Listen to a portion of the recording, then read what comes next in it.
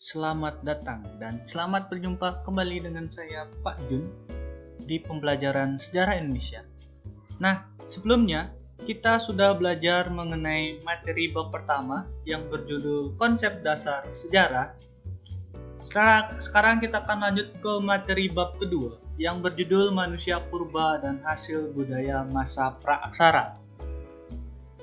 Oke, saya kasih pertanyaan, apa sih masa praaksara tersebut? Ayo, yang tahu silakan tunjuk tangan. Nah, oke, jawaban kamu benar. Masa praaksara itu terdiri dari dua kata, yaitu pra dan aksara. Pra itu artinya sebelum, aksara itu sesudah. Nah, mari kita gabungkan. Masa praaksara itu adalah masa di mana manusia belum mengenal sistem tulis-menulis, atau bahasa lainnya itu disebut dengan masa nirleka. Di bab kedua ini kita akan bagi menjadi dua subbab, yaitu manusia purba dan hasil budaya masa praaksara. Sebelum lanjut, kita melihat ada dua orang tokoh yang saya tampilkan fotonya di sini. Itu adalah om-om penemu fosil-fosil manusia purba. Yang pertama kita kenal dengan nama von Koenigswald. Yang kedua itu ada namanya Eugene Du Bois. Nah, sekarang kita masuk ke bagian subbab yang pertama. Itu manusia purba di Indonesia. Nah, secara garis besar, manusia purba di Indonesia itu dibagi menjadi 3 spesies. Yang pertama kita kenal dengan nama Meganthropus, yang kedua Pithecanthropus, dan yang terakhir adalah Homo. Oke, kalau kalian dengar kata Homo, kalian jangan berpikiran negatif terlebih dahulu. Homo di sini itu berbeda dengan Homo yang kalian ketahui. Yang pertama kita belajar arti kata Meganthropus terlebih dahulu. Megan itu artinya besar. Tropus itu adalah manusia. Jadi manusia yang berbadan besar, jadi besar dia. Terus yang kedua namanya Pithecanthropus. Pite adalah kera, tropus artinya manusia. Nah, Pithecanthropus adalah manusia kera. Yang terakhir adalah Homo. Homo di sini adalah jenis manusia purba yang sudah memiliki kecerdasan tersendiri. Oke, tadi kita sudah mengenal 3 spesies besar manusia purba yang ada di Indonesia. Yang pertama kita akan belajar namanya Meganthropus palaeojapanicus. Kita artikan dulu katanya. Megan tadi kan sudah kita tahu, Meganthropus itulah manusia besar. Paleo itu artinya tua. Japa itu Jawa. Nah, kita tarik, kita rangkum. Meganthropus palaeojapanicus itu artinya adalah manusia besar atau raksasa tertua yang pernah hidup di Jawa. Nah, fosil manusia purba jenis ini itu ditemukan oleh namanya von Koenigswald di tahun 1941 di Desa Sangiran, itu di wilayah Sungai Bengawan Solo, Jawa Tengah.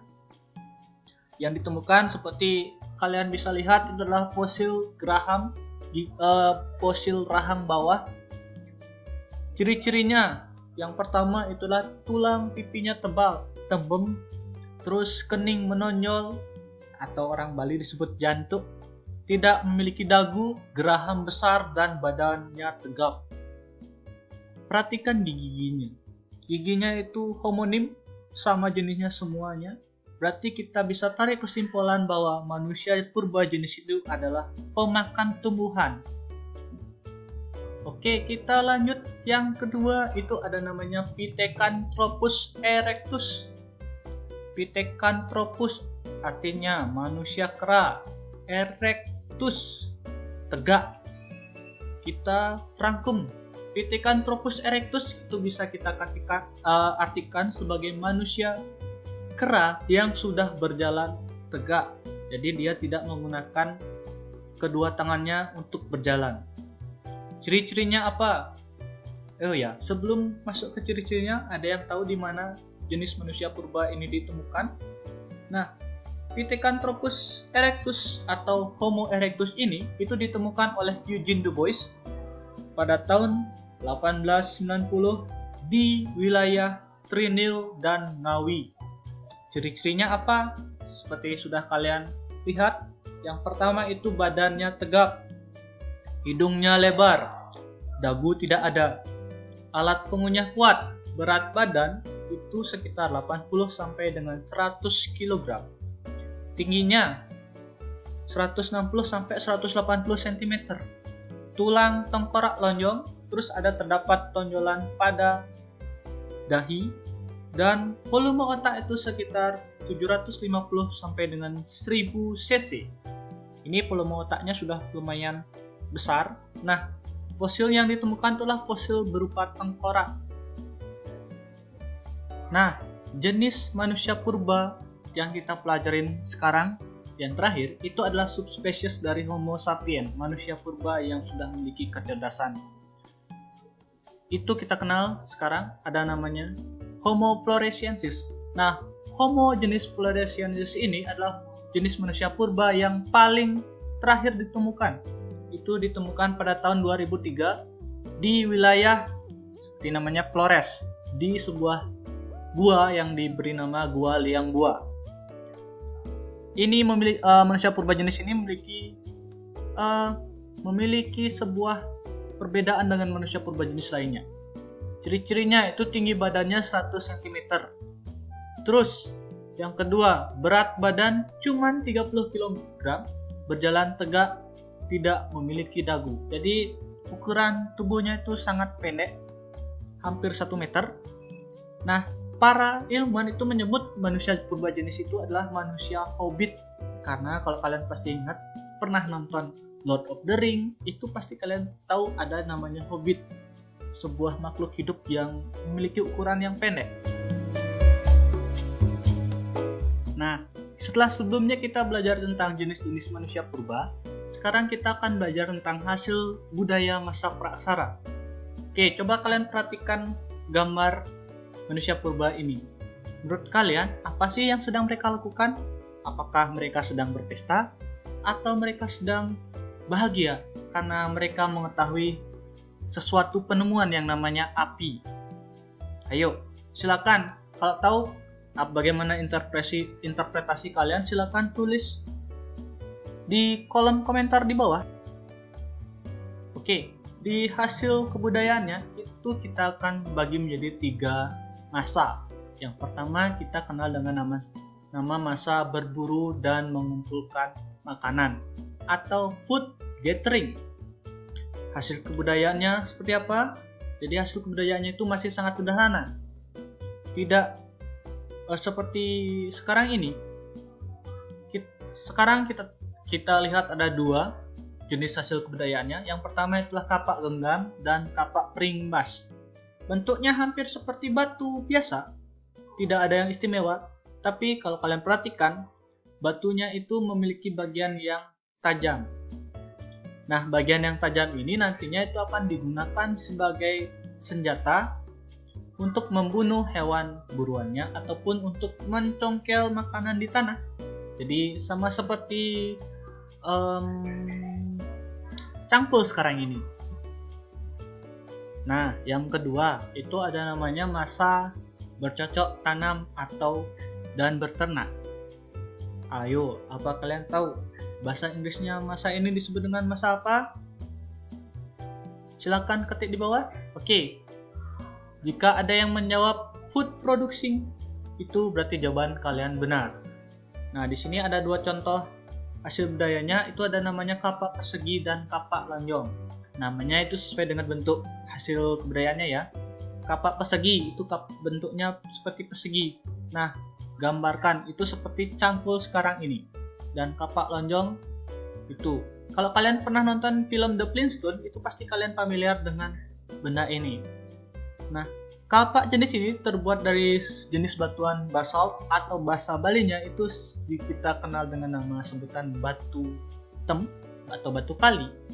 Itu memiliki bagian yang sudah diasah. Nah, yang sudah diasah tersebut pasti akan memiliki ketajaman. Itulah yang akan dipakai. entah itu untuk membunuh makanan atau membunuh mamut, terus mengumpulkan makanan di tanah. Dan juga itu seperti cangkul, karena ini bercocok tanam, jadi mereka menggunakan itu untuk menyangkul tanah, menyangkul ubi ataupun yang lainnya. Nah, masa yang ketiga itu kita kenal dengan masa perundagian atau masa pertukangan. Nah, masa perundagian ini kita bagi nanti menjadi dua masa, yaitu masa perundagian perunggu dan tembaga. Contoh hasil kebudayaannya itu ada banyak. Bahkan ada hasil kebudayaan yang kita ketahui dan kita familiar sekali. Yang pertama, kita kenal dengan namanya kapak perunggu. Seperti namanya itu terbuat dari perunggu. Atau bahasa ngetrennya itu adalah candrasa. Dan kedua itu adalah arca perunggu, yang di sini kita lihat dengan bentukan seperti bejana. Nah, teknik pembuatannya itulah dengan cara acire verdu seperti itu. Nah, jenis hasil kebudayaan yang terakhir ini mungkin kalian paling familiar, terutama anak-anak yang ada di wilayah Pejeng dan sekitarnya. Oke, kita kenal dengan nama Nekara Perunggu, atau bahasa Balinya kita kenal dengan nama bulan Pejeng, karena mitosnya ini adalah sebuah bulan yang jatuh di wilayah Pejeng. Tapi sebenarnya Nekara Perunggu itu adalah sebuah genderang yang dipergunakan oleh manusia purba untuk ditabuhkan untuk meminta hujan dan menyembah para leluhur. Nah, Nekara Perunggu ini adalah sebuah hasil kebudayaan Dongson. Apa itu budaya Dongson? Mungkin kalian bisa cari dan ketik di bawah. Sebutkan nama dan nomor absen, nanti akan saya berikan nilai plus. Nah, itu tadi beberapa penjelasan mengenai manusia purba dan hasil kebudayaan pada masa praaksara. Bab selanjutnya kita akan berlanjut ke masa kerajaan Hindu-Buddha. Tapi sebelum itu, kalian harus mengerjakan tugas-tugas yang sudah saya berikan di Google Classroom kalian masing-masing. Oke, segitu saja untuk bab hari ini.